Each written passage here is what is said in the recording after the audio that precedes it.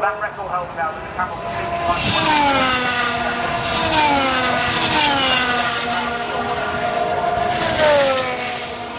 Hello everyone, welcome back to the Grand Prix Podcast. I'm Elton, this is Andy.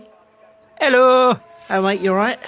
Yeah, not too bad. How you doing, sir? Yeah, good. We are here to review the penultimate, I nearly said episode, penultimate race of the 2017 Formula 1 Grand Prix season in Brazil. It's kind of like the penultimate episode of the podcast for the season, unless we do like a big wrap-up thing at the end, which we probably will. Yeah, so actually, yeah, that makes no sense at all. Yeah, carry on. Pretend I didn't say anything. Moving on. Yeah, so, you lost my train of thought now. The road at the station, there's bodies everywhere. Let's go live to the scene. Yes, I'm live from Elton's train of thought. It's a disaster scene here. I've got to tell you, I've never seen anything like this. Honestly, man, that has not helped anything. Did you expect it to? Not really, no. Well, I was hoping something might pop into my head anyway. But anyway, yeah, so Brazil. I've been looking forward to this for a little while now. We all know the championship's over. Both championships have been almost drawn to a close in the respect that we know who is the champion. Yes. In both championships. Freddie Mercury queued up his pipes a good few episodes ago. So. Certainly did. Yeah, certainly did. And we're just jostling for certain minor positions, which I suppose don't really matter anymore. But you know, but you've got to figure out who's first of the losers. That's correct. Yes, that is correct. But it's all to do with pride as well. And this, I feel, these last two races are about building up momentum for next year as well. Yes, because we saw definitely in 2015. If you go off for Boyle now, it can really fuck up your 2016. Oh, that's right. Yeah. That's right, yeah, because Lewis didn't win. Hang on, no, Nico Rosberg started winning quite well, didn't he, at the end? Lewis, so this was the big fact that was being touted around all weekend. Lewis has never won a race after winning a championship. Right, okay. How many championships has he won? 4.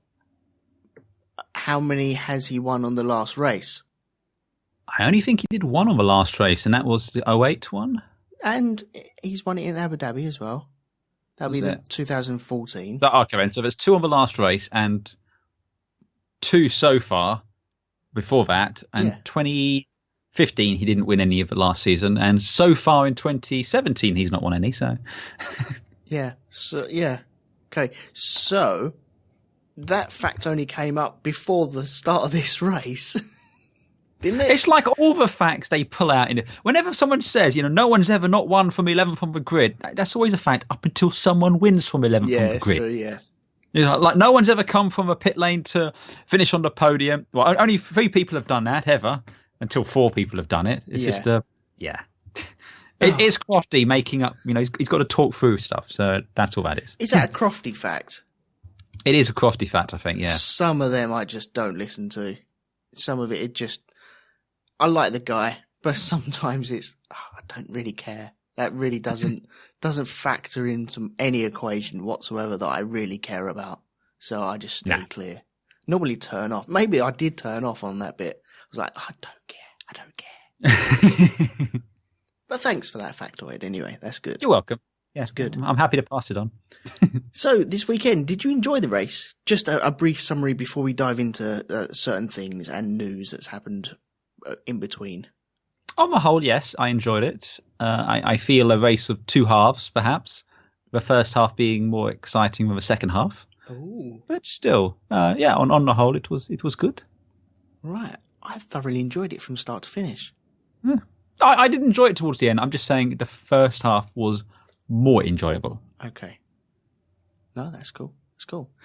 So with that being said, did any news happen in between the last race? You better fucking believe a fucking news fucking happened. But we'll save that. Oh, wait, we haven't done our disclaimer yet. We're going to swear on this cast. Yep.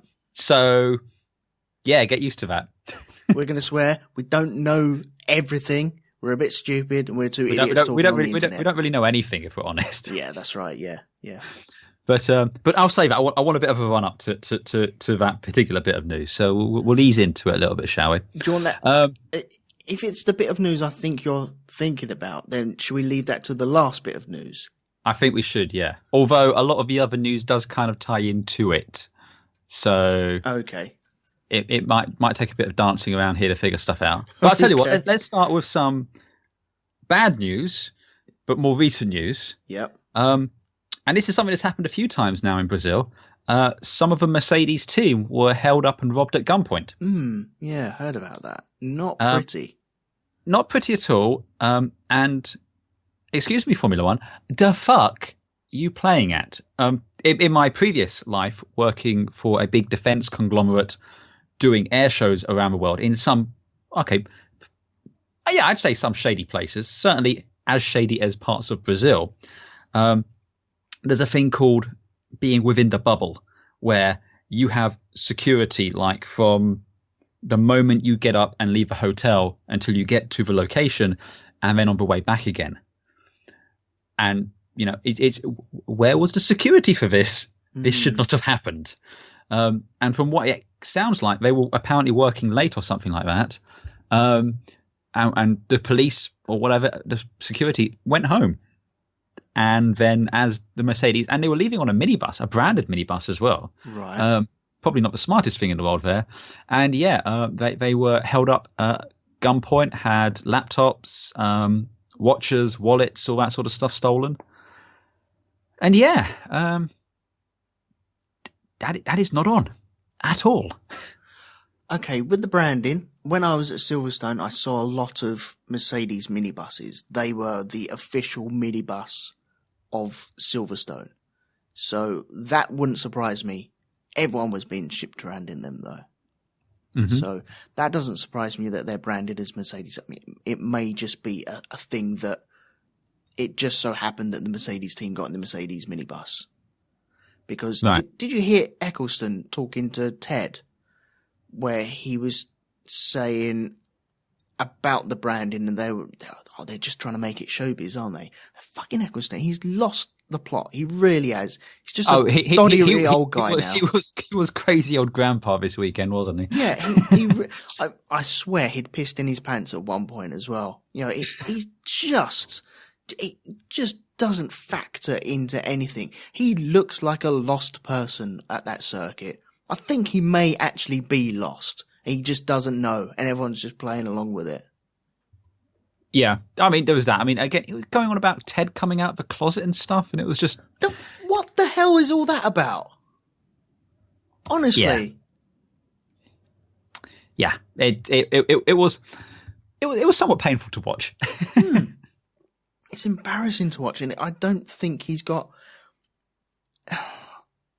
If he wants to embarrass himself in front of a worldwide audience, then go ahead. But there has to be a point where he's taken away from this sort of stuff. He's in no position. He was even spouting about do you remember last time where they were talking about Ferrari and the way that the FIA were bending to help Ferrari out? Powder dry.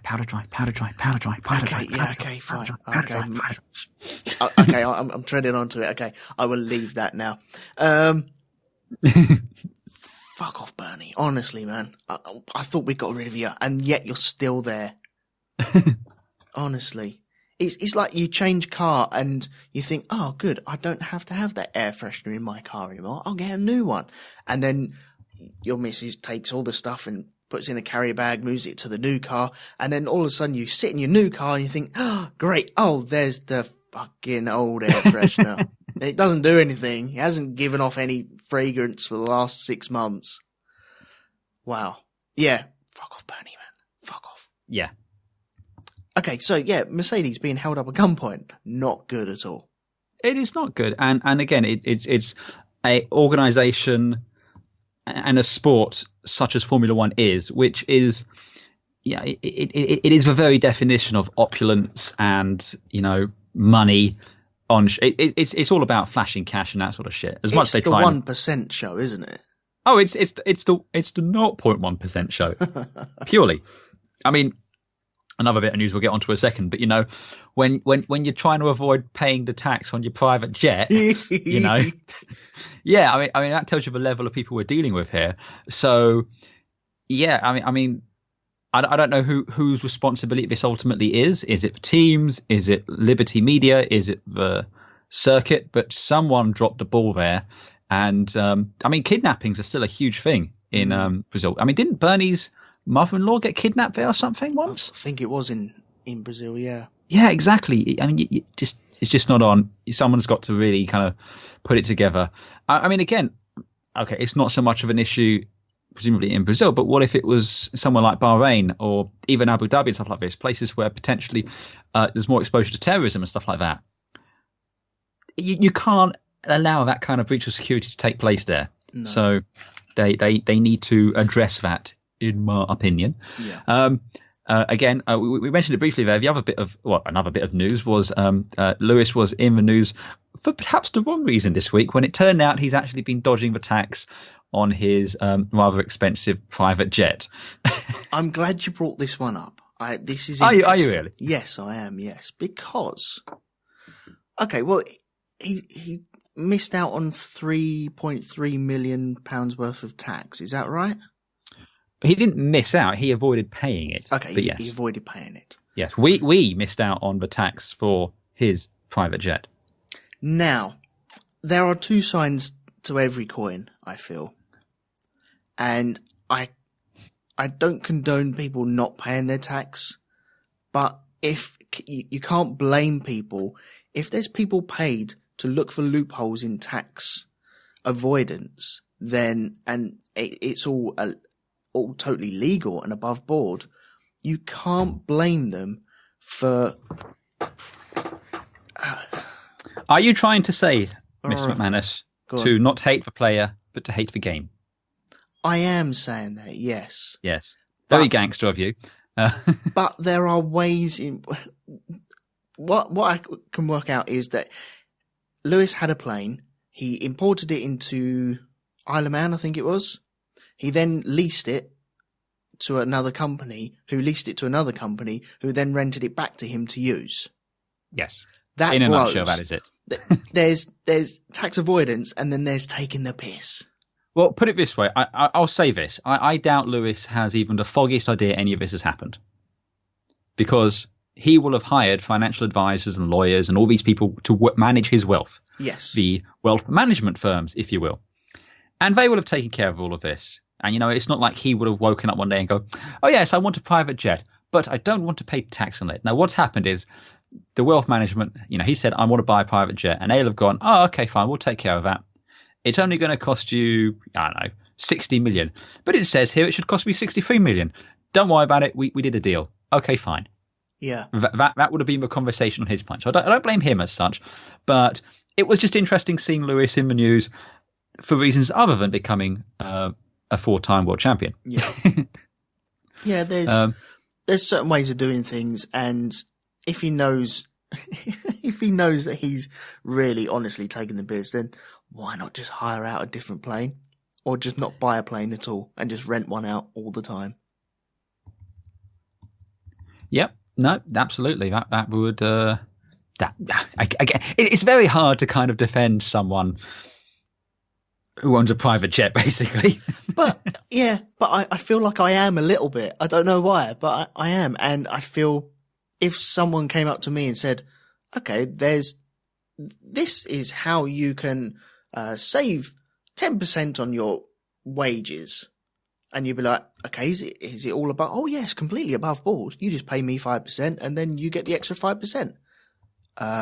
Okay, fine. I think most people would do that, wouldn't they? Surely.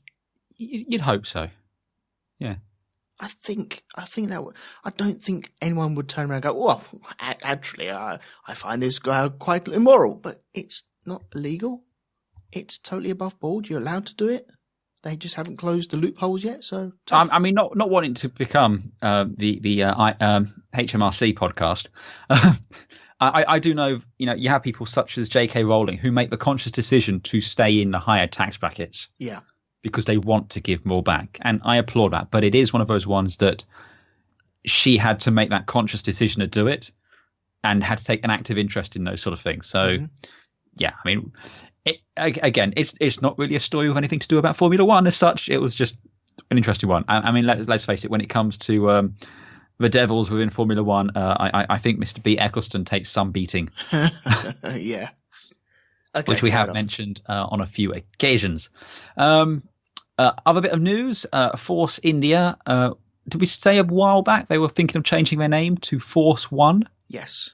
So apparently it was because, they feel they're missing out on potential sponsorship opportunities because, people don't want to sponsor the Force India team.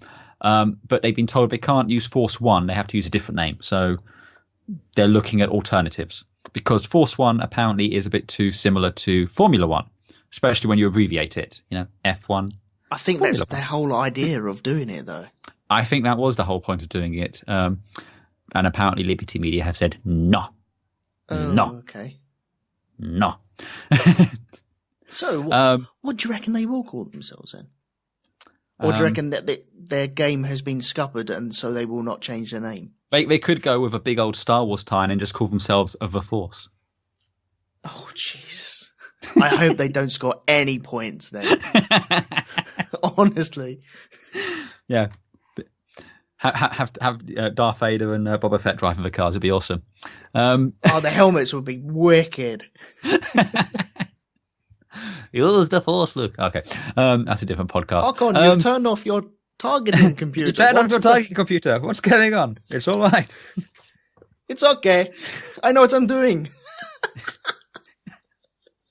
Was that supposed to be Gasly? No, it's supposed to be Kimmy. I don't know. Oh, Kimmy. I'm getting it all mixed up. Okay. Moving on.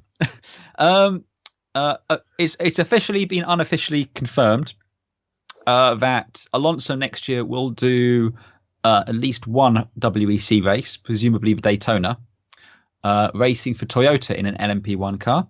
Excellent. And he was absolutely not seen having a seat fitting in the Cologne factory of Toyota this week. Oh, that's got to smart Honda, isn't it? It's like it's not only that this isn't just breaking up with a girlfriend. It's immediately going and dating her sister. Yes, it's just like, yes. Wow. After fingering her mum. Oh, okay, that took a very dark turn all of a sudden. I'm not sure I can condone that part of the analogy. Yeah, okay. Well, he said some tasty words after the race as well. So that was your one tasty to use this podcast. Yeah, okay, fine. You've used it now. So, but anyway, what did he say? Oh, well, he said after finishing the race that something along the lines of Toro Rosso have got to look forward to that engine in the back of their car later, and he had a wry smile on his face. Oh, well, it's funny you should mention Toro Rosso and engines, because that segues nicely onto our next bit of news. Bit of a ding-dong going on between Renault and Toro Rosso. Uh-huh. Because Toro Rosso have been through quite a few engines of late. And Renault have basically turned around and saying, look, I don't know the exact wording, but they basically said, look, the amount of engines you're going through when compared to both Red Bull and the Renault team, it's got to be something with the way you're using the engines or packaging the engines. Right. To it, Toro Rosso responded, no, your engines are shit. In fact, we think you're deliberately sabotaging the engines because you want to beat us in the championship. Shots fired. Yeah. Which then, effectively then, Mum and Dad had to come out because you had Helmut Marko, who, as we know, is renowned as the voice of civility and reason within the Red Bull family. And Alan Prost had to come together and effectively apologise for their kids. Bloody hell. I love this story. I think it's absolutely brilliant. Great, isn't it? Yeah. It's got all the kind of drama and impetus of a schoolyard fight. He said that. No, you did this, and yeah.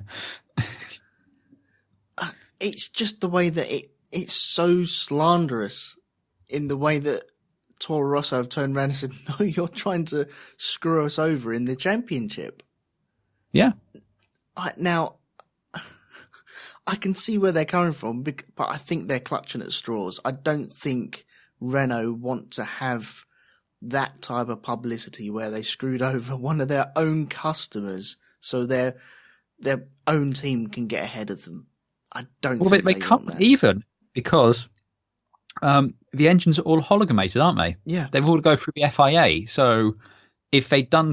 Well, actually, that being said, they'd get rid of a token system issue, but they still have a limited number of engines they can go through, don't they? Yeah. So they've all got to go through the FIA. They're all serial numbered and everything like this. It's not like they can deliberately sabotage that specific engine knowing that that's when they're going to fuck it up. I'm sorry, Toro Rosso, but I'm kind of with Renault on this point. It's probably something you guys are doing. Yeah. I'd say so. It could. Yeah, you've had at least 4 drivers in them cars. Oh, at least.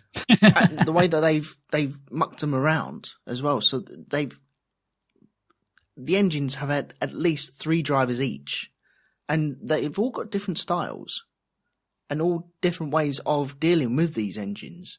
And so maybe they've been driven in different ways, which affects them. Which can happen. It's happened in the past. Yeah.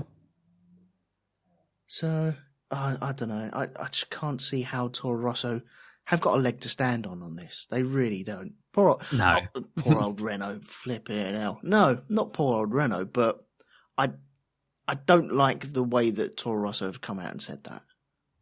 I don't either. I don't know if there's some bitterness over the whole Carlos Sainz going over to Renault thing, perhaps. I mean, again, I don't know what we don't really know what the terms of the whole Honda deal were either. I mean, was it a Toro Rosso deal or was it a Red Bull deal? And Toro Rosso got stuck with it for a year while Red Bull evaluate their options. I think it's totally that. Yeah, I reckon it's probably that as well. So yeah, that's fun.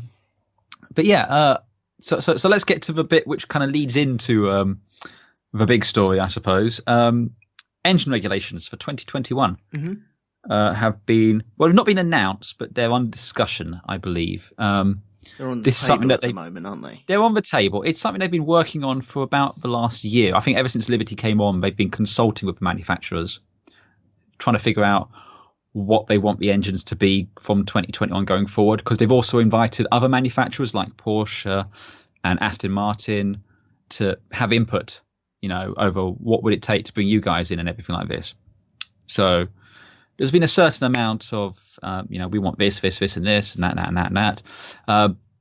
They often say that the key to a successful negotiation is that no one leaves happy. Well, I think Formula One are definitely fulfilling that goal, since it sounds like no one is happy with them. But one of the things that came out is, we had Mercedes and Renault both said they weren't overly happy with the regulations as proposed.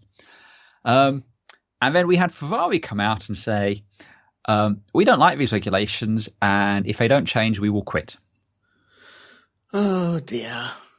Oh, dearie. Just a moment. Just get a little drink here. Do you want a little run up? Ah. You all right? Yes. Here we go. Go fuck yourself, Ferrari. Go fuck yourself sideways with your big red fucking cars, you fucking fucks. It is called Formula One, not Ferrari One. And you know what fucking annoys me even more than Ferrari pulling this shit for about the 70 billionth time, which in essence is the DNA of Ferrari in Formula One. It is, they see something they don't like, they complain until they get changed their way. It's the people defending them for doing it by saying if they leave Formula One, it's no longer Formula One. Fuck Ferrari! Seriously. I mean, even with all the support they've had, they've been shit for God knows how long. I mean, honestly, when was the last time we were truly a force in Formula One? 2004? Yep. I mean, since the end of the Ross Brawn Schumacher era, despite being paid more for just showing up than I think than Red Bull got for all 4 years of their championship winning thing, despite having a technical veto on any regulations they don't like, despite having, by his own admission, Bernie Ecclestone and Max Mosley bending the rules to ensure Ferrari was happy, you still suck. You're shit. And if you are the definition of what it is to be Formula One, well, you are what is wrong with Formula One. Right there, my friend. This isn't the tail wagging the dog. This is some even bigger analogy than that. It is. I can't even put it into words. But this pissed me off. It wasn't so much Ferrari pulling this shit, because they always pull this shit. It was the people defending them. People going on TV saying, well, if Ferrari was to leave the sport, it would be Formula One. No, I'm pretty sure it would still be Formula One. Yep. Pretty sure. Pretty sure. In fact, I dare say it would be better, because you know what? Ferrari wouldn't be taking such a huge slice out of their fucking pie, and they could spread that around the other teams a bit more, and it would give every other manufacturer or every other team who starts thinking they are too big for their boots pause before they pull that kind of shit. Yep. I mean, this is what happened with WEC. It got to the point when the manufacturers and all this were kind of like wagging, they were making noise of it. The FIA clawed that back, sorted it out. Okay, this year things have gone a bit shitty, but prior to that, it was good, strong, close racing. That's what I want. I don't care if it's a Ferrari. I don't care if it's a Mercedes. I want good, close racing. That's what I want. Do you know, someone else are just coming in and paint their cars red, and we'll be none the wiser. It would just be, okay, fine. Absolutely. It was just, I mean, again, all the way back to Enzo Ferrari, he would pull this shit non-stop. He's been pulling this shit for 50 odd years. What, Formula One's 50 years? He's been pulling this shit for 40 odd years. If he doesn't, I'm going to quit if I don't get my way. I'm going to quit if I don't get my way. I'm going to quit if I don't get my way. Someone needs to call them on this shit, because let me tell you, if they quit, one of two things will happen. Formula One will carry on quite happily with no problem whatsoever, and Ferrari will come crawling back within 5 years, because where the fuck else are they going to go? Yeah. I mean, what are they going to... Okay, we're going to start their own seats racing series. Fine. Go ahead. Don't care. Fine. It's just Ferraris against Ferraris. You know what it is? It's that old A1 GP.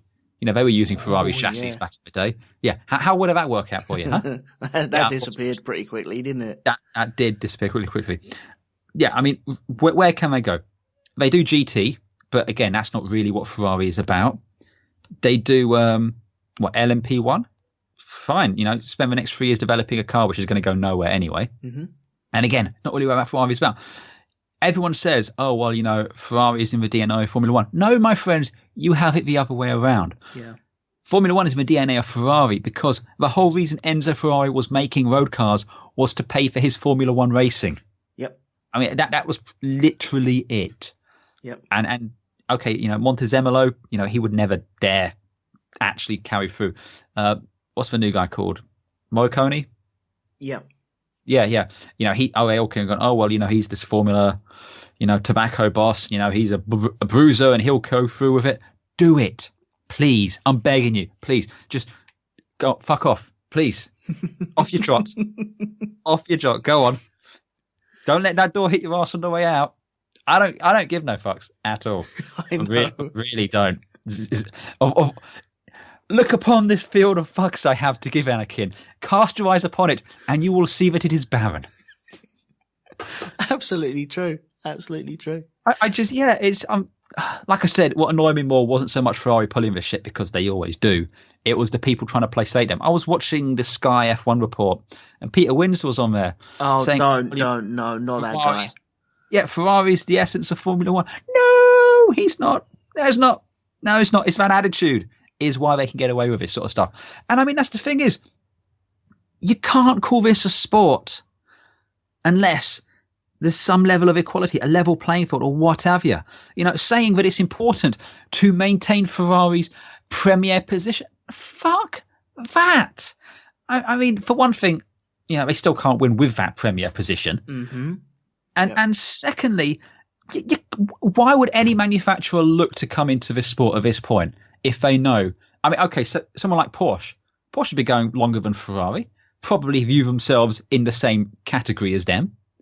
Are they going to want to come in when they know they're going to be giving an installed disadvantage to a team like Ferrari? Exactly. It's why would you do that? I mean, the only thing I can think of is if you're doing the wrestling argument, you always need a villain, and that's Ferrari. Yeah. And fine, they're the Undertaker. Or I don't watch wrestling, but whatever, by all means. Dastardly. Yeah, they're the Dick Dastardly, fine. But at the end of the day, Dick Dastardly wasn't given extra money to catch Penelope fucking Pitstop. Oh, Jesus. Excellent. I mean, again, it's don't get me wrong. I think Ferrari again have got the wrong end of a stick because they like to see themselves in this premier prestige position and all that sort of stuff. But I think it reflects poorly on them when if they win, people will point to them and say, well, they have all the advantages. What is it they always say? The FIA is Ferrari International Assistance. Yeah. And if you don't win, well, that looks even worse because it's like even with all these advantages, all this extra money, everything else there, you still suck.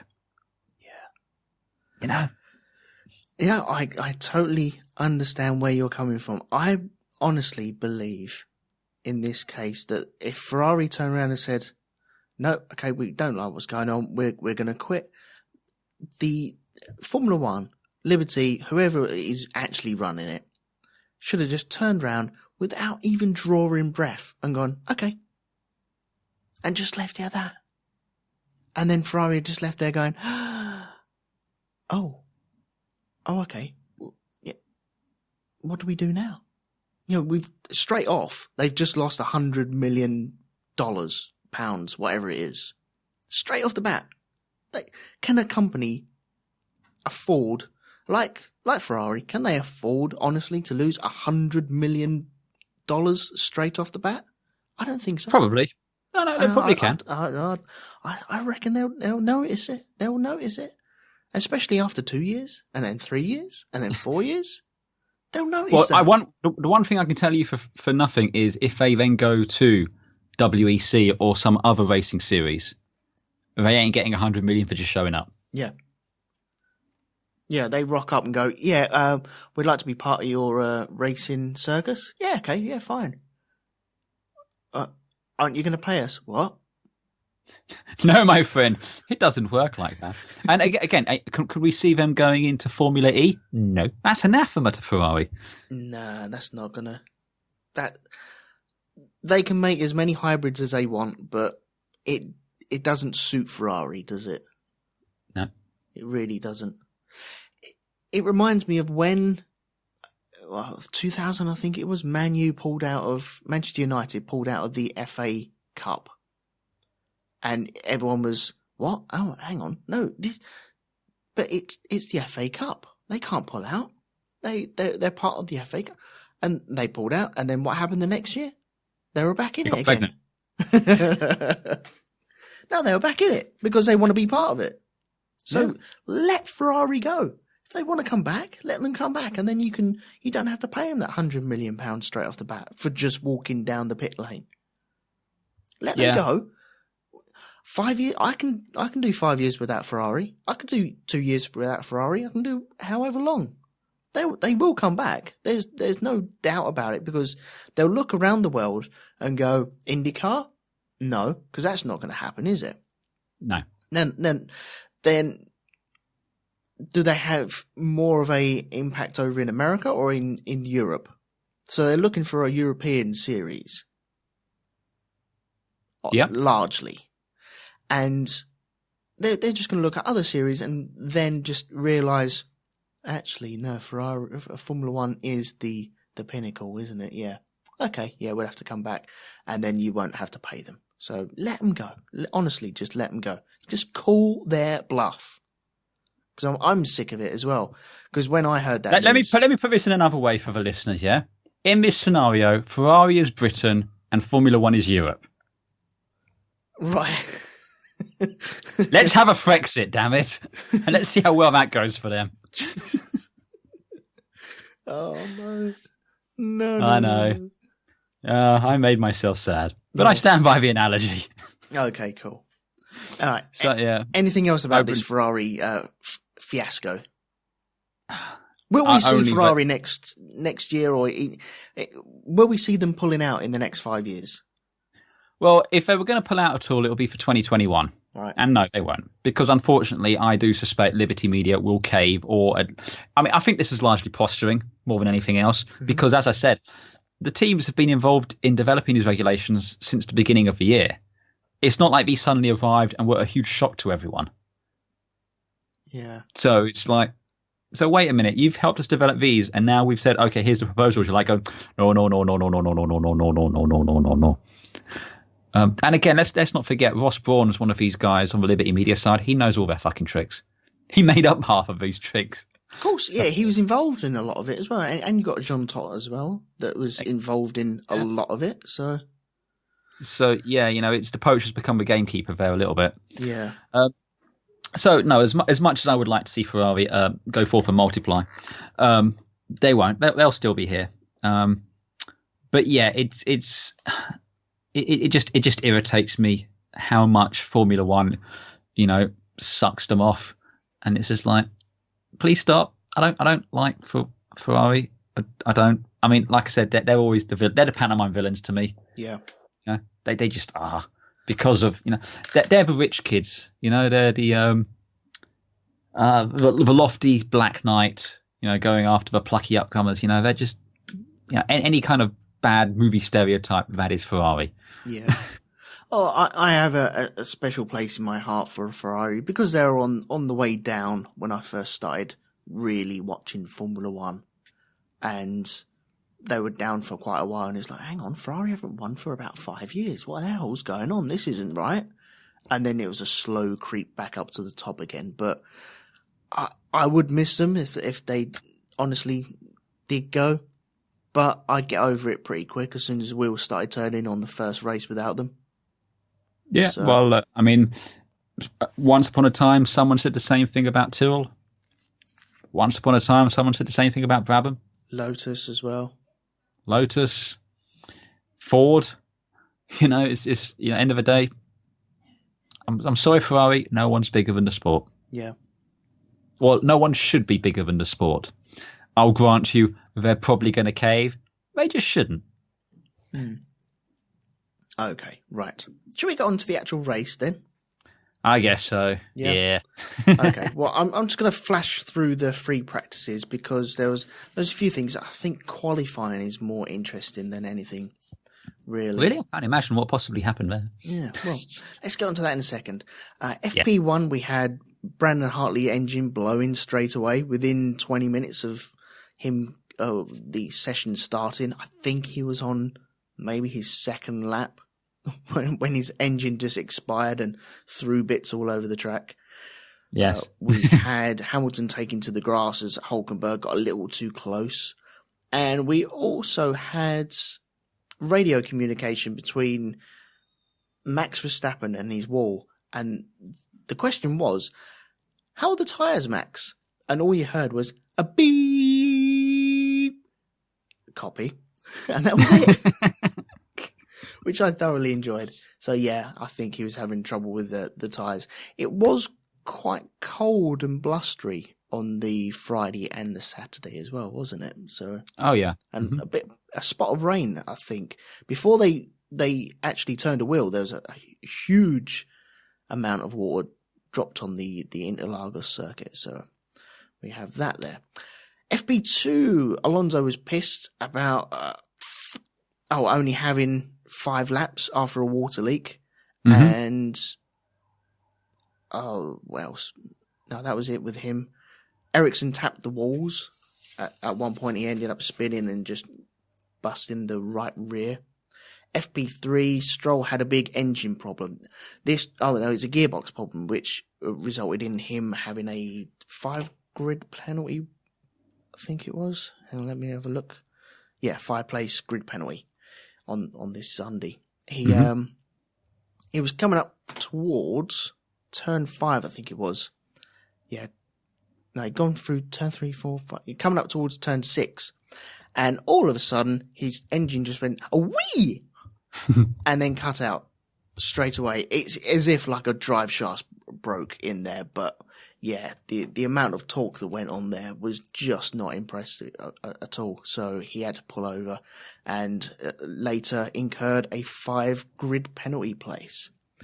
The Red Bulls were, all weekend, they were limited by mileage because they're coming towards the end of their lives on these motors, and they're struggling. They really are struggling. I think they were trying to save themselves for the race, but it didn't really seem to work. I think they've shot their load, really. Which is really disappointing, because I had massive hopes for Red Bull for this track. It just seemed, I thought that they were going to suit this track a lot more than what they did, and no, it just didn't happen. Didn't happen at all. And Verstappen had a bit of a spin where he nicked a little bit too much on the final curbs. He touched the grass, spun around, but he managed to get it back. So there's not a lot to be said about that. As you said earlier on, the Renault and Torro Rosso thing kicked off in between FP2 and FP3. Yeah. So that was reports of Alan Prost being seen behind the hill somewhere, rubbing his hands together. Oh dear. So qualifying then, yeah? Let's do a bit of qualifying. Oh, hang about. There's one bit of news we forgot to mention. Oh, okay, go on. Massa's retired again. Oh, okay. We'll get to it later. I just, felt it worth mentioning. Okay, no, that's fair enough. That's fair enough. Okay, so qualifying. Well, the lights went green, and Hamilton and I think it was Ericsson and Bottas came out the pit and went round a couple of corners. Hamilton went into 6 and then lost the back end and ended up stuffing it into the wall. It was a strange one, wasn't it?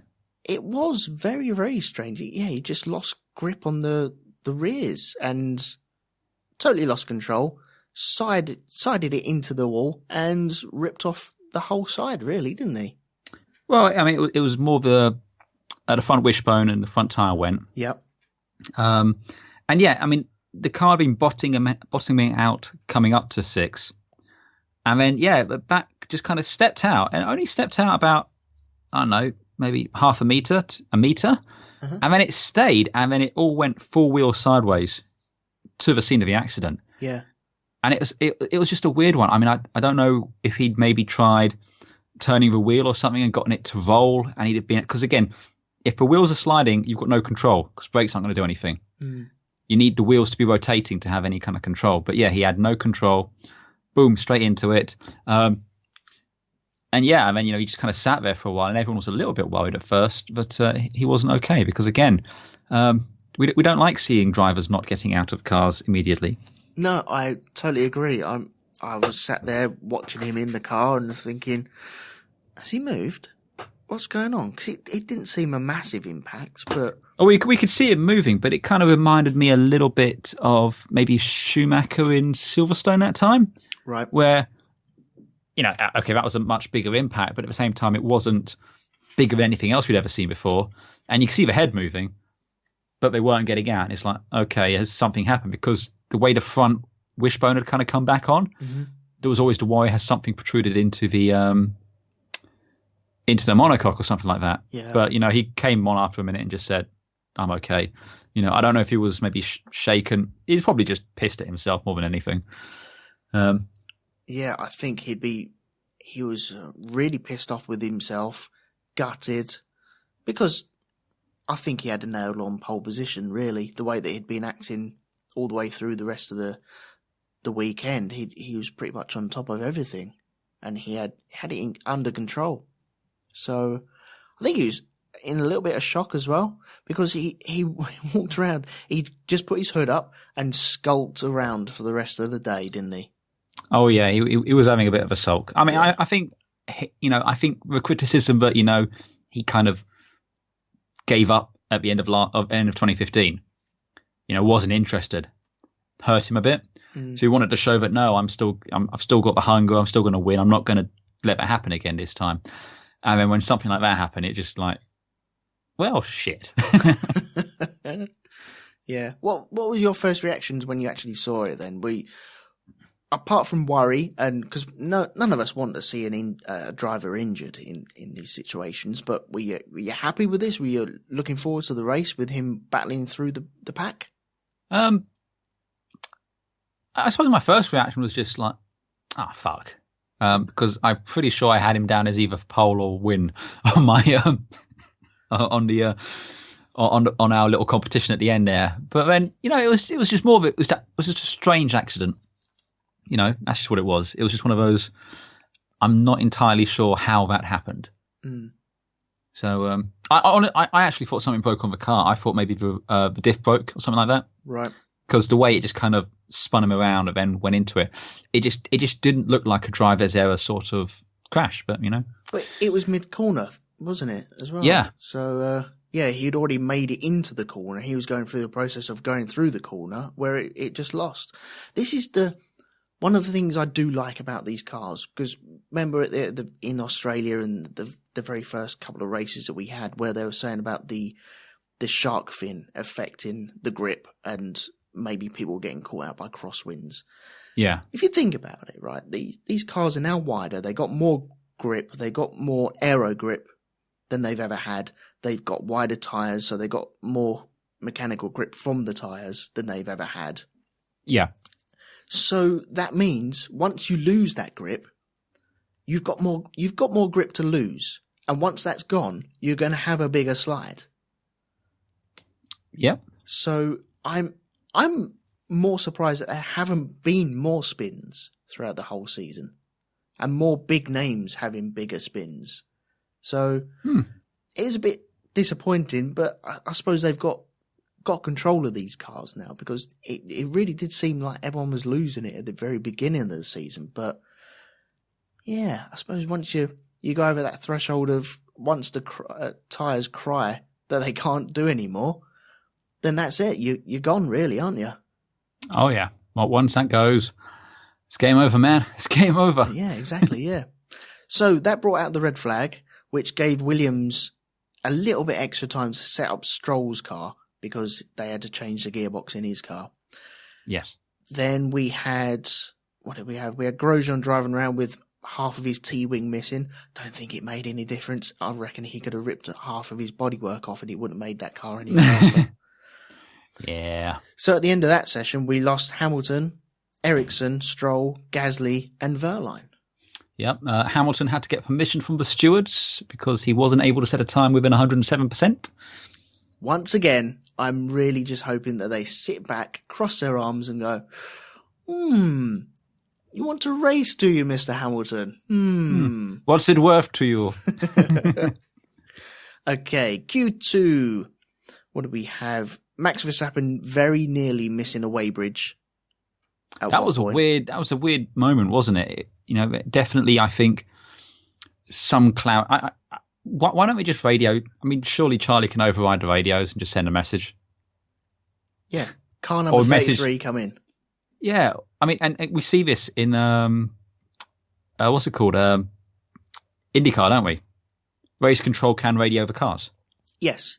We see it in LMP1 as well. In WEC.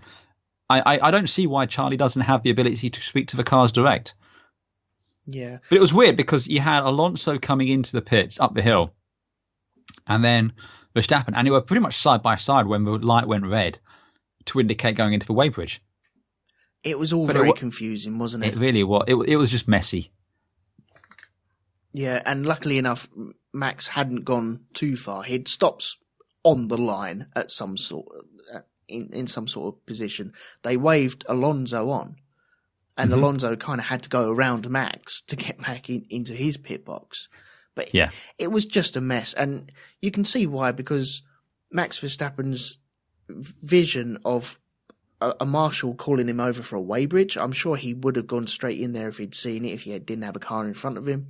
And then having the light and coming up the hill, on the crest of the hill, the light just pops over the top, and it's all very confusing. So yeah, maybe some of this could have been avoided if they'd just had a radio message saying, yeah, car 33, come into the weighbridge when you come into the pits. Come in, car 33, your time is up. Exactly, yeah. So in Q2, we lost Hartley, Magnussen, Van Dorn, Grosjean, and Ocon. Yep, Hartley, he had an engine go pop, didn't he? Oh, that's right, yes. Yeah. Again. Yeah. Again, reports of Alan Prost being seen nearby, rubbing his hands together, were unconfirmed. Oh dear. Q3, we had Massa blocking Sainz and then Sainz returning the favour when Massa was nearly losing it like Hamilton. When did Oh yeah, that's right. Yeah, at the very top near turn 6 again. He kind of blocked him, went into the corner and nearly lost it, but luckily he caught hold of it. So just very quickly about that whole thing. So Science blocked Massa, right? Massa blocked Science first off. Yeah, but that wasn't this session. I heard that was from earlier in the weekend, from one of the FP sessions. I thought it was in Q3 because it was unseen. I didn't see that. That's what I heard. It was unseen, but I'd heard at least this, because this gets into a he said, she said sort of thing. Oh, but okay. Massa said it was when he spoke to Science said the reason he did it was, not revenge, but because he'd done it to him earlier in the weekend. And so, it was a little bit of revenge or playback. But then when he was asked, Science flatly denied that was the thing. And when he said he was confirming that that's what Massa thought happened, not what did happen. It was very messy, very silly. And yeah, fortunately nothing more came of it. But these are grown men driving very fast cars. What's the matter with them? Well, no, to be fair, Verstappen is like 12, so. Yeah, okay. These are mostly grown men. What is the matter with them? Well, certainly when it's Massa and Science. I mean, they're certainly the older spectrum, yeah. Jeez. Well, they should be anyway.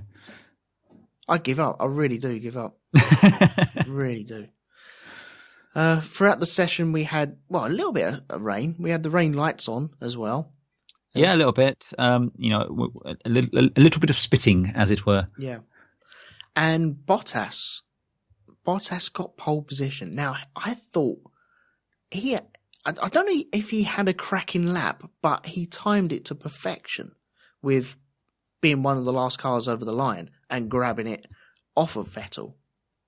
Because Vettel made a couple of mistakes on his fastest lap and then didn't put in the effort on his final lap. And kind of lost out on pole position by his own means. I think he could have grabbed it and expected Bottas not to go any faster. But yeah, he did. And he grabbed pole position. So we ended up with one Mercedes at the very front and one Mercedes at the very, very back. They're in a Mercedes sandwich. Yeah, that's right.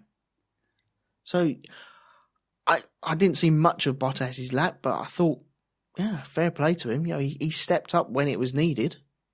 Yeah, no, he did it. He did something. We saw Vettel when he realised that it wasn't for him, kind of hang his head a little bit, and just couldn't quite believe it. That's the one that got away, really, isn't it? A little bit, yeah. Yeah. So, yeah. So our top 10 stood like this before all the grid penalties were applied. We had Massa, Sainz, Hülkenberg, Alonso, Perez, Ricciardo, Verstappen, Raikkonen, Vettel, and Bottas. And I'll just read out the list of penalties because that's always fun. Yep. Daniel Ricciardo received a 10-place grid penalty for exceeding his quota of power unit components. Brendan Hartley received a 10-place grid penalty for exceeding his quota of power unit components. Pierre Gasly received a 25-place grid penalty for exceeding his quota of power unit components. That's 3 Renault engines right there. Lance Stroll received a 5-place grid penalty for a gearbox change.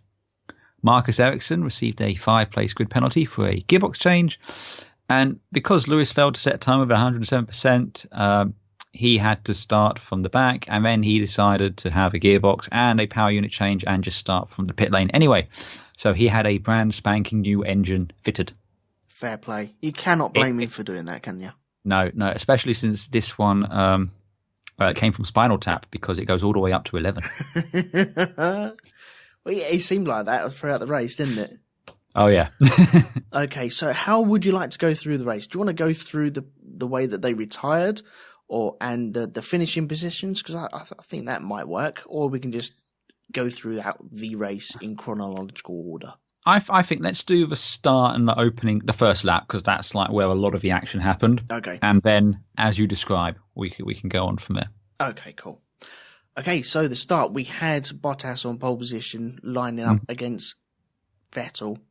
There was a bit of kerfuffle going around Kimi Raikkonen's car just before the start, because, Ferrari like to do this to us, don't they? They like a bit of drama. Oh, they just like to. Well, this has been happening it happened at least 2 other times, and maybe more, where they've got engineers looking at their car with laptops plugged into their car, going, "I don't know. Do you know? I don't know." And that's what it looked like. See, I always thought they were just playing Minesweeper. Well, that maybe that's the thing, because nobody could ever play Minesweeper and be like, "Well, I don't know. It says 25 in that box there. I don't know. What does that mean?" What you do is you make the grid massive, but have only like one mine, and you just click anything and you win. I don't like people like you. I don't like people like you at all.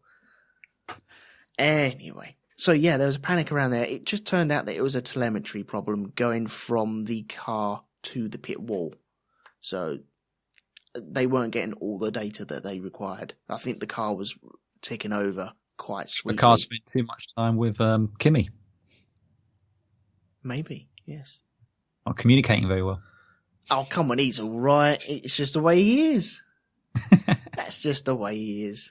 It was quite funny in Q2 when his engineer says, "We think we're safe, but we're going to go and do another lap." And he goes, "Well, what do you want me to do? Am I safe? Am I not safe?" That was, yeah, I'm glad you brought that up. That was a bit confusing. So you're safe, but you want to run again. Why? Why put mileage on everything? I just don't understand. Why? I'm either safe or I'm not. Well, yeah, if you're not safe. And he was in P1 at that time as well, wasn't he? Yeah. So you're telling me I'm not safe. That means everyone else is not safe. I give up. I really give up. Anyway, okay, right, the start. We had Vettel jumping Bottas into turn 1, going into the S's. And I think he was quite lucky to get the jump on him, because he looked like he got a bit of wheel spin. Sounded like Bottas got a bit of wheel spin going into the first corner as well. It's your favourite thing, isn't it? The whole second stage. No, it's the finger quotes. Second stage of the start. Second stage, yeah. Oh, Jesus Christ. Just have a clutch and a pedal, please. Yeah. None of this hand-controlled clutch malarkey. So, yeah, he got the jump on him and went through the centre S's, which honestly, I don't like the name of that. Honestly. Why not? I don't know. Do you know? I don't know. I think it's because when Senna died, then everything became the centre S's. Everything was, we got the centre S's in. But of all of the race courses in all of the world, yeah, to have a corner called the centre S's. Yeah, it works. This seems like the one to have it at. Yes, yeah, you're right. I don't know why it bugs me a little bit, but it's only very slightly. Only bugs me slightly, but. So, yeah, they got through. A couple other cars didn't get through, though. And they included Van Dorn and Magnussen and Ricciardo. They all came together, didn't they? Mm-hmm. Well, it looked like Van Dorn got squeezed by, I want to say, a Force India. Possibly Ocon. Right. And I think... can't remember who the other one was. But anyway, he got squeezed. And then Magnussen came alongside and gave him a bit of a punt. And punted him into Ricciardo. Mm. And that was that. Yeah, I blame Magnussen for this. I always blame Magnussen. If the Haas drivers were involved in something, I'm blaming them. Oh, yeah. Based solely on a train of evidence leading all the way back to Australia. Yeah. Oh, man. Do you remember when we actually liked Haas? Those halcyon days. Yeah. We were more innocent back then. Yeah. I don't mind the team. If they painted their car a different colour and got rid of the 2 grumpy drivers that think they're the bee's knees, then yeah, I think I might like them again. Well, I've gone off quite a bit off of bloody Grosjean, and he'd been redeeming himself quite nicely, and then now it's just like, not so much. Yeah. But I feel in this instance, Magnussen could have given them a little bit more room. He seemed to try and push them off the curb on turn 3, going into turn 3. Yeah. And yet he kind of opened up his steering wheel a little bit. And it was just, you kind of need to give people room a little. Come on, just a little. just a little, so we can all get through the corners. You know, we all enjoy cars spinning and carbon fibre going everywhere every now and again, but come on, guys, you know, play fair. Yeah, it was a bit messy, a bit unfortunate. Fortunately for Ricciardo, he managed to carry on. Mm-hmm. I don't think there was any serious damage, but, you know, he did decide to pit anyway for safety's sakes. The safety car was deployed. But even after the safety car had been deployed, we had an incident between Grosjean and Ocon. Right. Yeah. Which... a Haas, you say? A Haas? A Haas? What are the odds, sir? I honestly believe that Grosjean was slipped a manila envelope with unmarked, non-sequential bills from Sergio Perez. But yeah, basically, Ocon was going around the outside of, it was turn 6. No, it was turn 5, wasn't it? Yeah, going into turn 6. Going into turn 6. And effectively, Grosjean had an accident all on his own and took out Ocon. Yeah. Oh. That's the last person I want to be going round on the outside of a corner on the first lap. Really. You know, the guy can have an accident in a supermarket, can't he? Yeah. Yeah, pretty much. So, yeah, he's taken out. You say as the safety car had already been deployed. Because I watched this a couple of times. Do you think the safety car had been deployed? Do you know if they were aware of the safety car being deployed at that time or what? It was pretty much at that. I mean, I reckon if they'd made it through the corner, they'd have had SC flashing up on their dashboards or something like that. Well, if you watch the video, as Ocon is going into the barriers or going towards the barriers and Grosjean is going backwards off the track, you can see safety car flashing up on one of the boards. But I believe as Ocon went around him, there was no safety car. Yeah, I mean, it's. I don't think at the point of the accident it was, because if there was, he'd have definitely been stung with a penalty a lot quicker than he was. Yeah. But I just think, you know, it was kind of borderline. Yeah. So who'd you blame for the first one? You blame Magnussen for the first one? Yeah. And for the second one, who'd you blame for that? Are they just racing incidents or what? I mean, they are racing incidents, but the person instigating the incidents in both instances was driving a Haas. Yeah. Okay, I'm glad we both think that then. Yeah. It's nice to have it, you know, an accord. Yeah. Yeah, Magnussen, yeah, he calls that, and I don't think Grosjean was attempting to hit Ocon at all. Well, no, because he was just having his own accident. Yeah, Ocon just happened to get in the way of it. He just oversteered and just, yeah. He would have been off anyway, wouldn't he? If anything, Ocon stopped him from going into the wall. Yeah, I suppose there's that. I think with Grosjean there, it was probably just looking at form over the rest of the season. Yeah. And, you know, they probably said, you know what, we've only got a couple more chances in which to penalise you, so fuck it, we're going to do it now. Do you know, I like Ocon's tenacity on trying to get a car with only 2 wheels back to the pits. Oh, yeah. That is dedication. Yeah. Although still the best instance of that of all time will be Spa 98 with Schumacher and Coulthard. Oh. going back with a McLaren with no rear wing and a Ferrari with only 3 wheels on his wagon. Yeah, that's brilliant. I love that. How stiff was that car? Oh, God, yeah. Okay, so Grosjean picked up a penalty for this. Yes, a 10-second penalty, which he didn't actually end up serving until quite late in the race, didn't he? That's right, yeah. And he got 2 penalty points as well. 2 penalty points added to his licence, which I'm sure won't do a huge amount for the rest of the season. But as we know, if you get, is it 5? Oh, 9 or 10, isn't it? Oh, well, when you reach a certain number of penalty points, you have an automatic race ban. But I can't see that troubling him anytime soon. The other big thing to come out of the safety car period really was it allowed Hamilton and Ricciardo and Hamilton to close up on the field because he had started in the pit lane, but it allowed Ricciardo and I think Wehrlein to pit and join the end of a train as well. So pretty much everyone was more or less in the same spot. Right. Okay, so we had the safety car out for 6 laps. Yep, which seemed a bit excessive, if I'm honest. Also, it was fun watching them all go through the pit lane. They're doing that quite a bit of late. I like that. I like it, but did you see? It definitely shows just how steep that pit lane entrance is. Mm. Yeah, and the gradient is totally different to the actual racetrack as well. Oh, yeah. Totally different. So, yeah, I don't mind them doing that.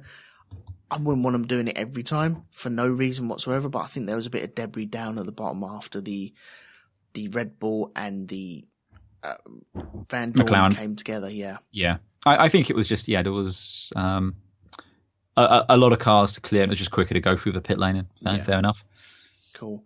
Vettel's restart, I just want to pick your brains on this a little bit, because he was doing the stabbing the throttle and then letting it drift stopping, off. starting. A little bit. He didn't look like he was applying brakes. He just looked like he was stabbing the throttle, and which had that concertina effect on everything. I didn't like that. I thought that was a no-no, and nobody pulled him up on it. Well, again, I think if you're not using the brakes and the telemetry backs it up, it's okay. Mm. But yeah, given him being very vocal about behaviour when acting as the safety car, and given events that maybe happened in, say, Baku, boy's got a nerve. Certainly in has. my humble opinion. Yeah. Bottas was definitely being very wary of him. If Bottas had gone into the back of him, I'd have entirely said, well, it is your own stupid fault. That's right, yeah. That's right. Well, one thing that I wonder about these restarts, I know that, is there a rule that you have to be behind the car? Or can you go side by side with the cars? Why don't they go side by side more? I think you have to be behind the car. Right.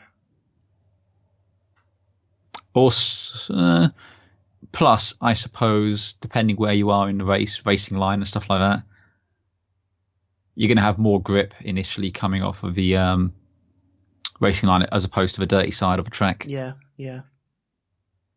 Plus, you want to try and get. I'm sure there's reasons. If they were allowed to do it and there was an advantage to doing it, they would do it. Yeah, you're right there. Yeah, it just one thing that puzzled me a little bit today. It was just one of them moments where I was like, why don't they do that? Because shut up, that's why. Yeah, exactly. Yeah, and then the moment passed, and then it was gone. Vettel was a bit of a naughty boy doing that. So, where do you want to go from here? Because did we lose anyone else? I think Brandon Hartley was the only other person we lost. Yeah, he had to retire. He was given a whole shout to retire. Interesting fact, this is the first time Esteban Ocon has not finished a Grand Prix. Yep, that's right. Out of 27 races. There's that. I think let's just talk through the field as, anything of interest. I think one thing I want to have a chat about is just Ricciardo and Hamilton's march through the field, which was quite possibly the single most entertaining thing in the entire race. Okay. Because, watching those guys go through, and okay, for most of those cars, they had much faster cars. That's fine, fair enough. But this almost felt like what Formula One should be, in that if you can get behind the car, you should be able to pass the car. Not this whole kind of like being stuck behind, dirty air. Because as soon as he caught up with Kimi, all the excitement went out. It was just big build up, and it's a damp squib. Mm. It just petered out, because up until that point, Hamilton had been mighty going up that hill, and it was just like left, right. I don't care. I'm just coming through. He was like on a fucking steam train, powering through there. And that was great, just because there was none of that. You get stuck behind. I mean, you sit behind the car for 27 laps before you can pass. He caught them, set it up, passed them. That was great. And then once he reached Kimi, it was just like, Ricciardo again. He was passing in places no man should pass in the dry. Do you know what? No, I think they are opportunities to pass. It's just people don't utilise them sort of opportunities anymore. Oh, I'm not criticising. I love them. I think they're great. But it is, like you said, you don't see people doing it. No. So when someone does do it, you go like, how did he do that? It's witchcraft. Or it's just a place where you can pass.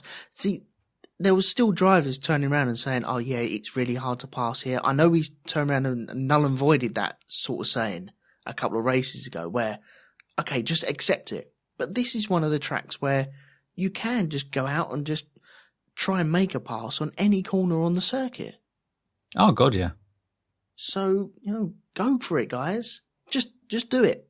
Just do it. Yeah. But yeah, I mean, just watching those cars go through the field was awesome. It did help that he had a new engine in the back of that Mercedes. Well, this again, it kind of like, it is kind of a damning indictment of the current regulations, isn't it? Yeah. It's that if you put an engine in, you can turn it all the way up to 11, as he did, because this one is from Spinal Tap and goes all the way to 11. It's just like, well, why can't we do that all the time?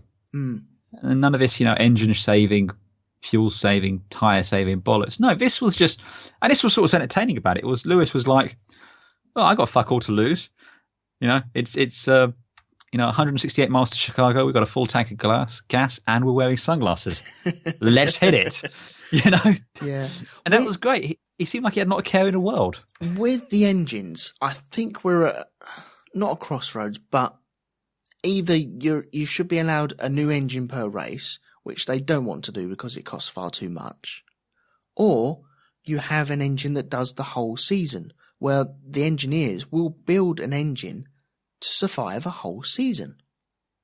Now, it's no good trying to build it for 3 or 4 races, because that's where the tolerances come in and you start getting a lot of wear on these engines. If you build a solid unit that no holes barred, will be bulletproof throughout the whole season, then that's it. That's your engine. Go race it. I think that'll be a better approach to it. Yeah, perhaps. I mean, I think a lot of the problem here is, and this goes all the way back to the rant at the top of it, is the engine regulations have failed to achieve the goals they wanted to achieve. And it's very clear now, Formula One has no real relevance to manufacturers in terms of testing technology or anything like this. The entire auto industry is going electric. So, that's why they're all over playing in Formula E. And I'm fine with that. Do it there. Do it in WEC as well, where you want your car to last 24 hours straight, because that's more relevant to the manufacturers. Formula One, it should just be entertainment. It's just fun. So yeah, I would personally rather they stick a brand new engine in each week, but the engine's got to be cheap enough that doing that over 21 races is still cheaper than 5 of these fucking units. Yes. Yeah, exactly. Yeah, make it real simple. I'm not saying a 2-stroke engine, because that would just not work. But no, you're thinking of MotoGP. yeah. No, I don't even know. A V8, V10, put a solid unit that get you through a race and change it every race. Yeah, and that's it. Then you. Or even not for a race. Maybe it's just one of those ones where you do it and there's an incentive for using less engines. So a cash incentive or a points incentive or something like that. I don't know, but all I'm saying is they shouldn't be. I mean, again, those engines are a miracle of technology, but they cost so fucking much to achieve it. A constructor would start off with 20 points each at the start of the season, and you can use 20 engines. But for every engine you don't use, you keep a point. Yeah, something like that. It's incentive to either just use all your engines and hope you can claw back these points, or you got 20 points already straight off the board. So yeah, it's something to work on, I feel. I think there's definitely some room for exploration in that manner. But yeah, it's just when you see what Lewis could do with this engine cranked all the way up, it was hugely impressive. Right up until the point he got to the gearbox of that Ferrari. Yeah. And then that's when you reach the Formula One that I detest, where you just sit there, and I don't care if he's struggling in turbulent air. I don't care if his tyres have given up the ghost. I don't give a fuck about any of that. All I know is he got to there and he sat there, and it was boring. Yeah. Okay. It just was. Even... And that's what I meant about the end just didn't quite measure up to the excitement up until that point. Because again, that entire race, he was writing a check for a fight with Vettel at the end, but he refused to cash. Yeah. Do you reckon Bottas would have let him through? He would have let him, but would the team have? Right. And I think what they might have done is they might have let him through to see if he could get ahead of Vettel and then slow Vettel down into Bottas. Right. But if he couldn't, he would have probably then very quickly let Bottas through and finish third to allow the second place fight to carry on. Right. I don't know. But yeah, it was just up until that point, watching Lewis car through that field, and quite a few other drivers as well. It felt like, yes, finally cars can overtake. And watching Ricciardo is always a delight. Some of his moves were brilliant, honestly. Yeah. And again, you really got the sense they were having fun.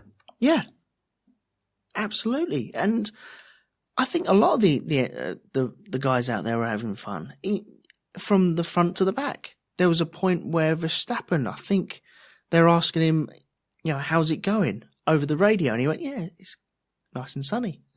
Like, what? That's brilliant. Oh, Hartley had problems with his radio as well. I forgot to mention that. And there was a point where he was radio check. Hartley, can you hear us? I would have loved for him, because the radio came back on. I would love for him to turn around and say, yeah, sorry, I was on the other line. I was just ordering a pizza. But alas, when you're driving 200 miles an hour, the only thing you're thinking of is driving 200 miles an hour. Yes, it does seem to take up quite a bit of their mental processes. Yeah, that's right, yeah. So, yeah, I mean, those two had a fantastic charge. Respect to Alonso in his GP2-powered McLaren for a really entertaining fight with Felipe Massa, for the most part. I wish we'd seen more of it, to be honest, because every time we cut to it, it just seemed really interesting.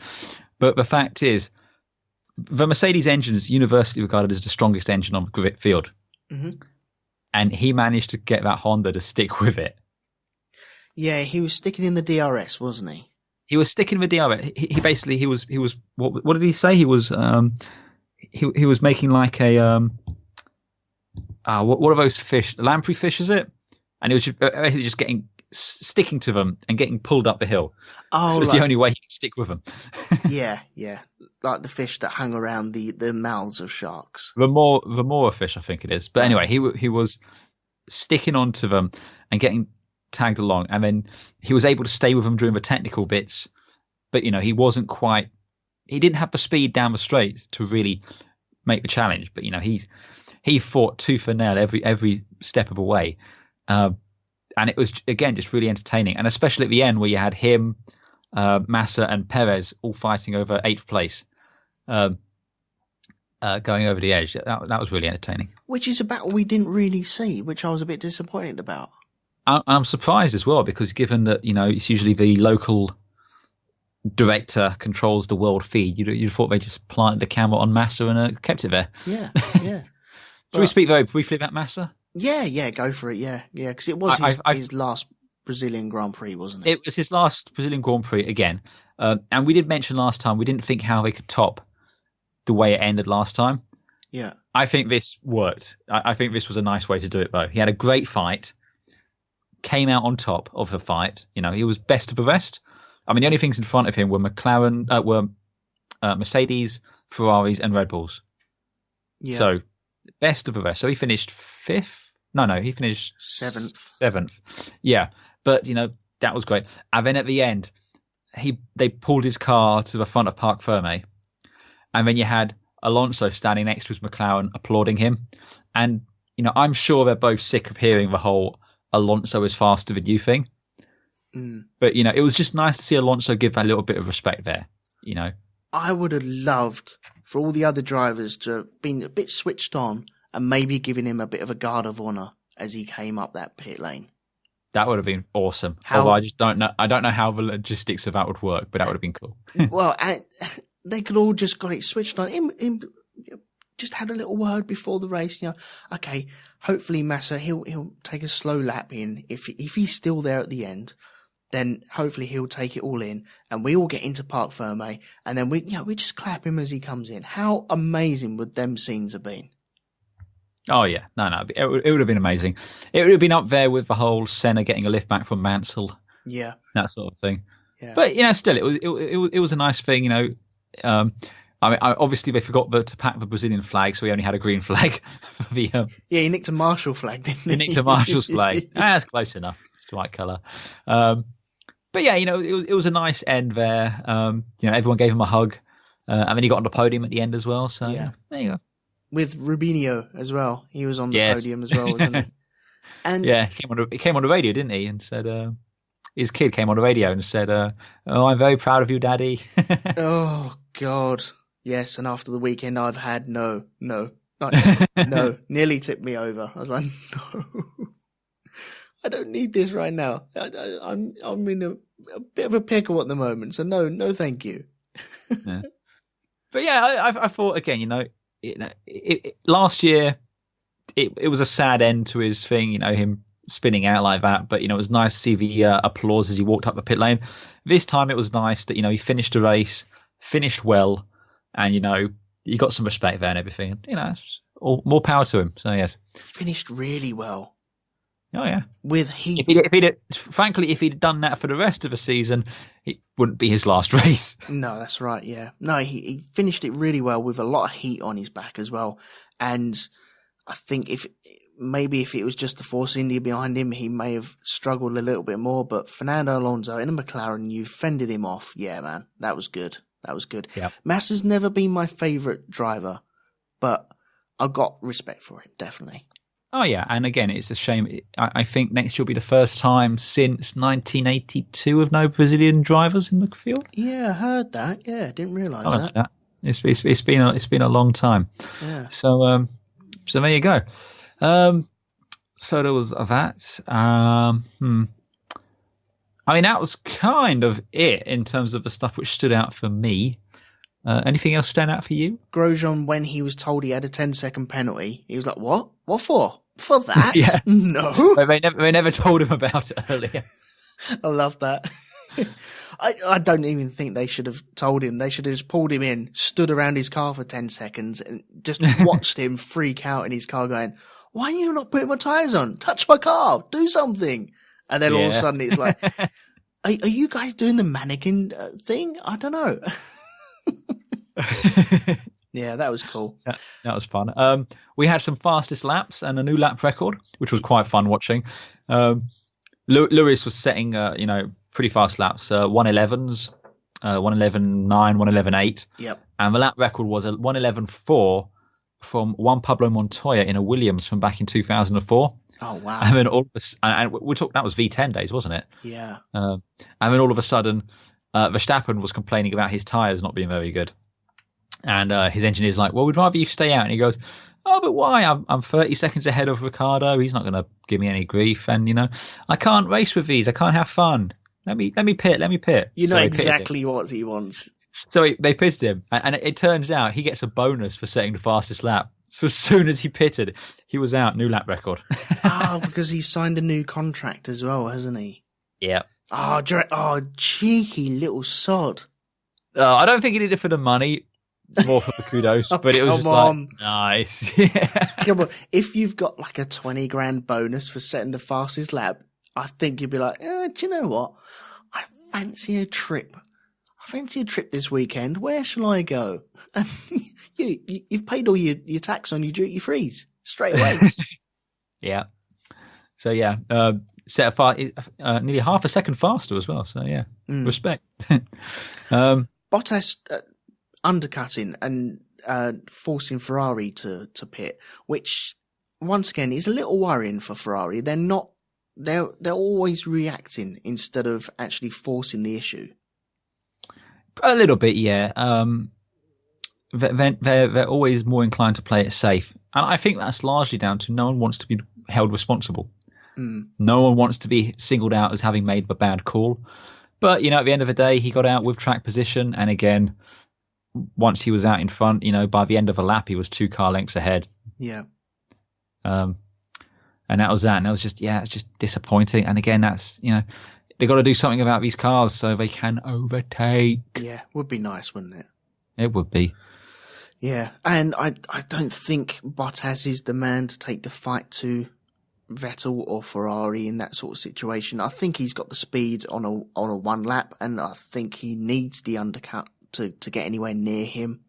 But I think in days gone past, you would have seen that happen, and you would have had a car who'd already had an extra lap on tyres, and so the tyres would have been up to racing temperature, and the Ferrari was coming out on warmed tyres, but they weren't up to speed as such. Yeah. And someone, I think Mika Häkkinen would have taken advantage of that. If that was Schumacher and Häkkinen would have been able to get somehow past the Ferrari. Yeah, I think Bottas, I don't know if he has a mentality of a 2 driver, but he is the David Coulthard to Lewis's Mika Häkkinen. Yes. The Eddie Irvine to Lewis's Michael Schumacher. Yeah. The Felipe Massa to Lewis's Fernando Alonso, if you take my meaning. Yes. Ricardo, no, not Ricardo Rosset. That's a bit too bad. Yeah, no, we wouldn't do that. But Mark Webber to no, he's not that. No. But yeah, I just don't think he has the maturity, clarity, racecraft. the cojones. I think it's more racecraft. Perhaps racecraft, and again, perhaps it will come in time. But yeah, at the minute, it's just new. No. Okay. Anything else? Because Hamilton did a nice move on Perez, going around the outside of turn 1. A point where I think he was in the DRS, coming up alongside, jinxed one way. Perez went to cover it, and he went, okay, fine, I'll just go around this way instead, which was nice. But we've already spoken about Hamilton carving his way through there, but I just thought that was a move of note to be made. Yeah, I think. The only overtake that was really interesting was when Hamilton was going through the Alonso Massa fight. That was just he carved through that quite neatly. There was something with Stroll as well, wasn't there? Stroll's tyre. He complained about a flat spot, and then a couple of laps later it started delaminating. That's right. Yeah, I think he did a flat spot, and then he flat spotted the flat spot. Well, he did a flat spot. And then he was on the radio saying, I've done a flat spot. I've got terrible vibration. And they were all saying, well, tough, basically. Yeah. And he's like, but I can't drive like this. And they just said, well, tough. And then like a few laps later, the things started tearing itself apart. I don't think it damaged the car, but it certainly ruined what was left of his race. But it just wasn't his weekend, really, was it? Not really. Not one to write home about. No, definitely not. No, definitely not. But yeah, I think that was about it. Yeah. Nothing else. I mean, again, it was entertaining watching, but it was mostly entertaining just watching Hamilton and Ricciardo car through the field, because for a brief, glorious moment, it looked like Formula One cars could overtake again. Yeah. And again, the Massa Alonso fight, what we saw of it, that was also entertaining. Mm-hmm. So yeah. Good. That's that. Okay, so our winner today was Sebastian Vettel in the Ferrari. He was. He beat Valtteri Bottas and Kimi Räikkönen to 3rd position.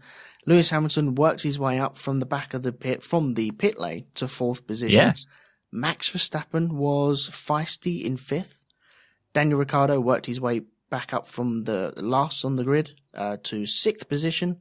Felipe Massa, the hometown hero, was 7th, narrowly pipping Fernando Alonso, who even more narrowly pipped Sergio Perez.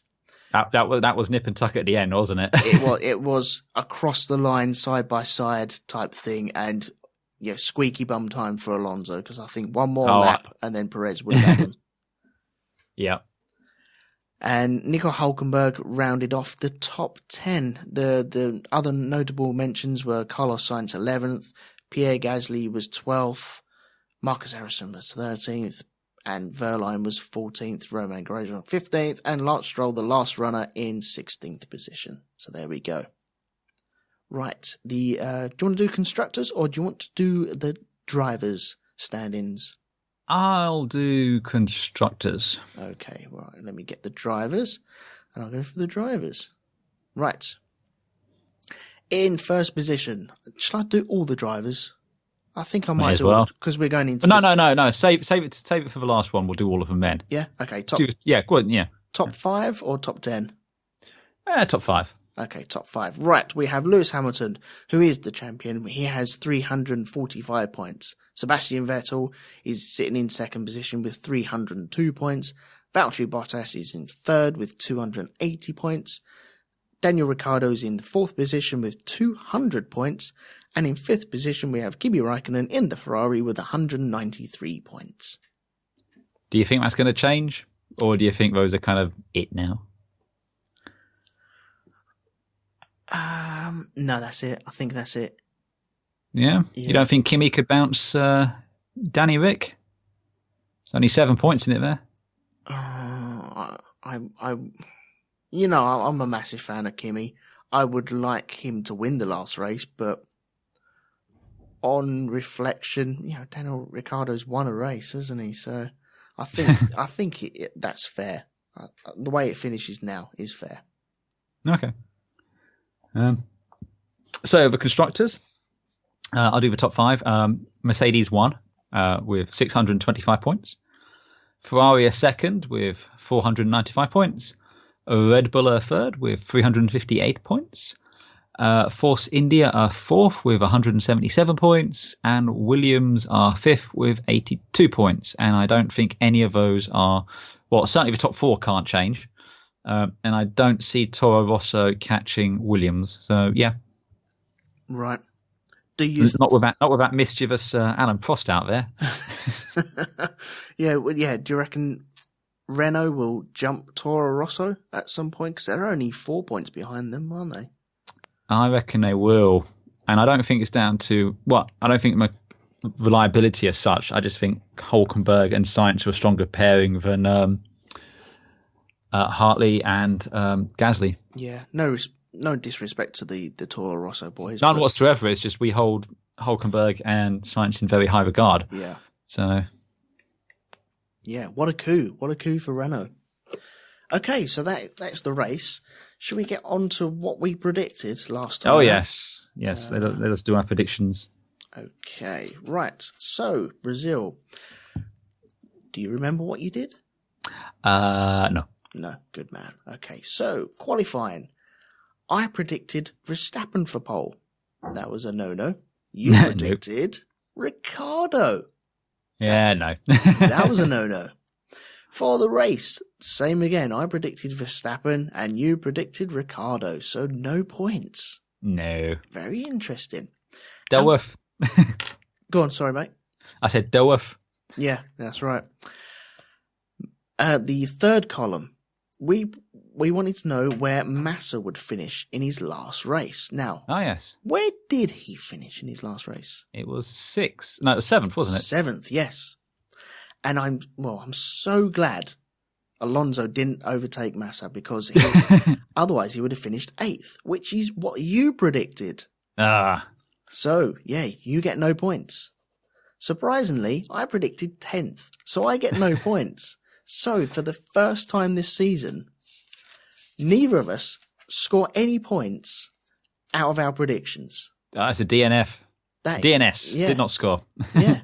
So that's it. So it still stays. I've got. Oh, wait. There was another category. Was it? we were also guessing what would Alonso end up doing. And I don't think either of us guessed it would be finishing the race. Oh, bloody hell. well, I'm glad I didn't go in for that bet, Christ. So, as it stands, it still stays with 18 points for me and 24 points for you going into the last race. With a possible 4 points on offer. Well, we can always make more columns. We can. This is true. We can always make more columns. So, yeah, that is the Brazilian Grand Prix over and done with. What do we have next time out? 'Tis the last race of the season. We are off to Abu Dhabi. Nice. So, yes, would you like some stats? Yes, please, if you don't mind. Okay, last time out in 2016, we had Lewis Hamilton had pole position. Lewis won the race. Mm-hmm. Rosberg was second. Vettel was third. Fastest lap was Vettel. In terms of overall stats, the most wins here, 3 apiece to Vettel and Hamilton. Nice. And the race has only been run 6 times. So, Oh, wait, no, I tell a lie. Kimi Räikkönen won 1 as well. So, and Rosberg won. So it's 8 times. I lied, but still. Oh, that's right. Kimi won in the Lotus, didn't he?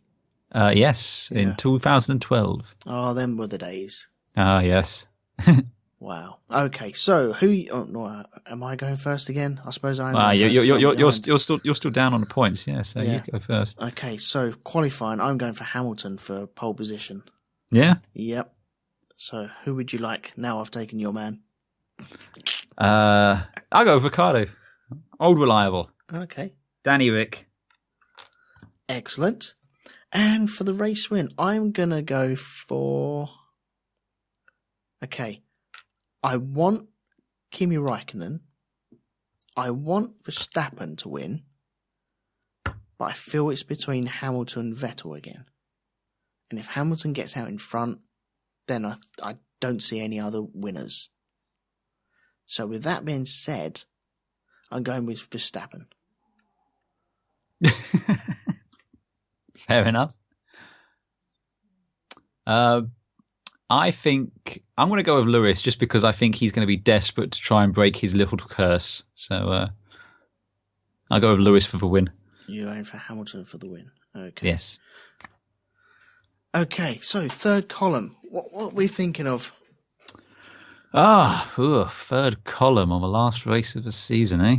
Well, I'm going to put this in there. Okay. Fastest lap. Who gets the fastest lap? But then, hang on, how many points do I need?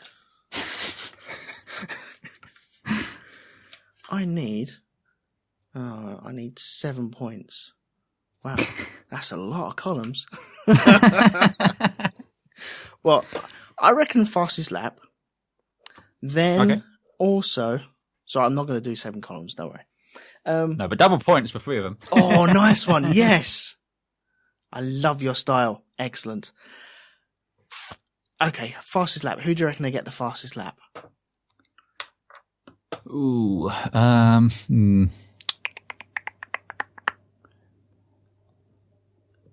going to go with Lewis.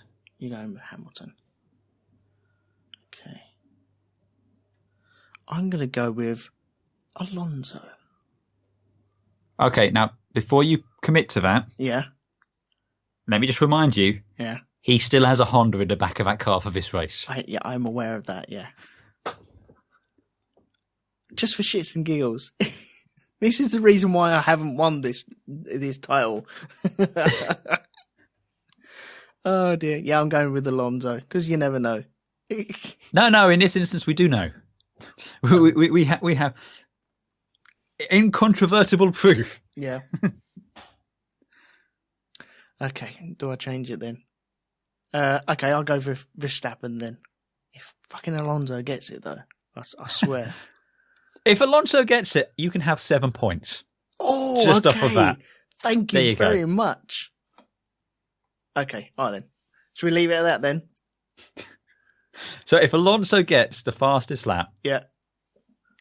I'm going to go even further for you, yeah? Okay, go on then. If Alonso gets on the podium Oh, 20 points to you.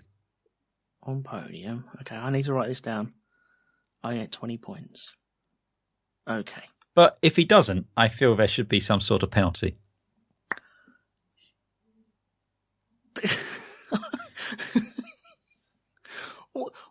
What sort of penalty would I incur for that then? I don't understand.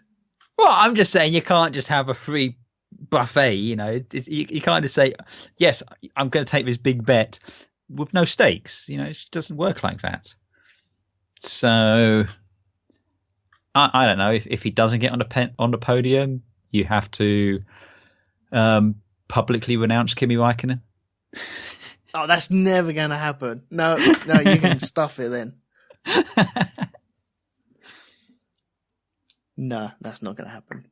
No, is there no penalty you're willing to take for the Alonso podium? No, because even if you're right, it's never going to happen. It's never going to happen. So I'm just choosing something I'm going to be doing next time out. All right.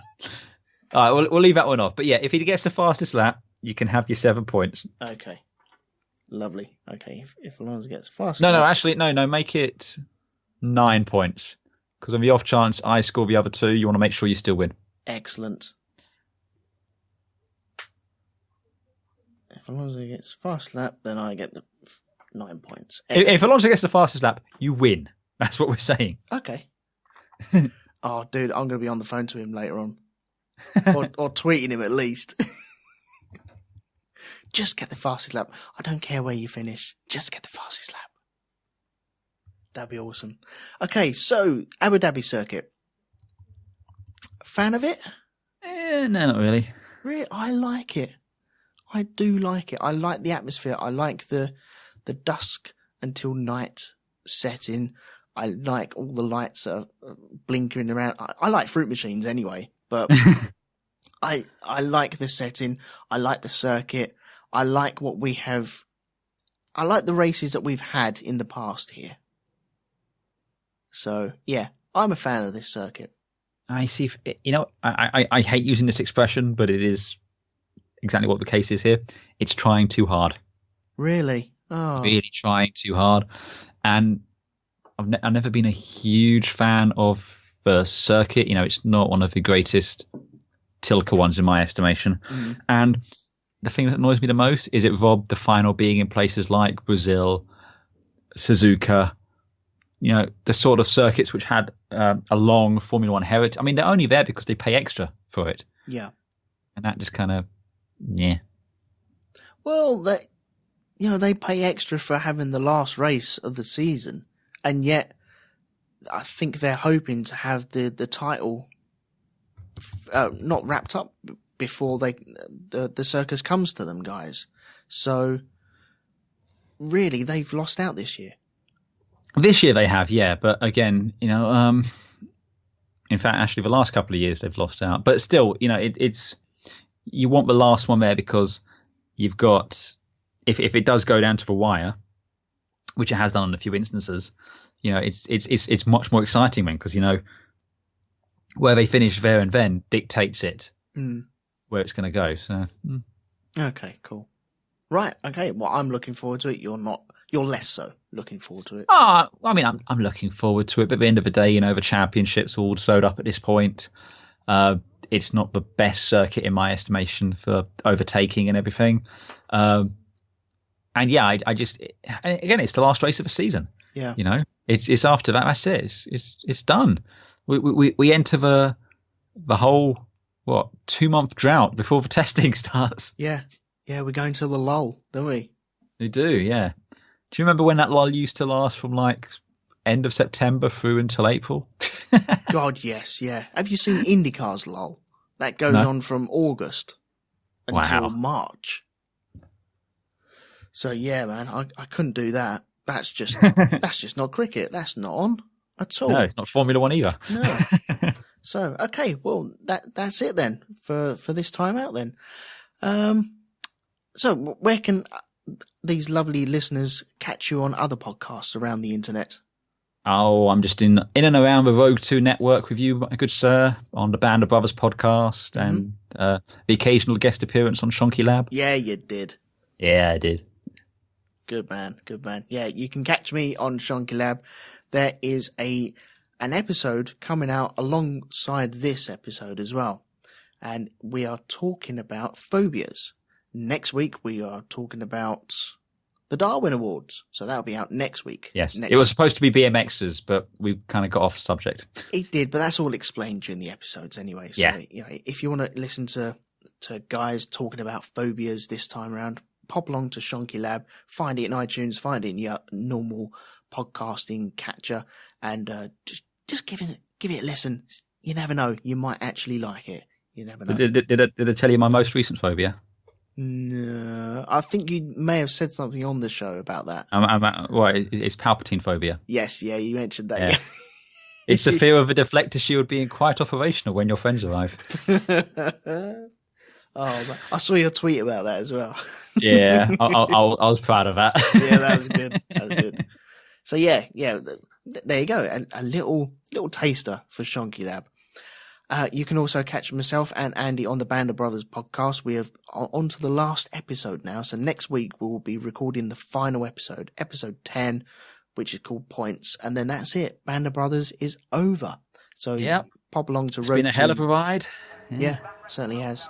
Pop along to RogueTwoMedia.com and you can download all them episodes there. Until next time, we'll see you in Abu Dhabi. So see you then. Bye-bye. Ta-ra.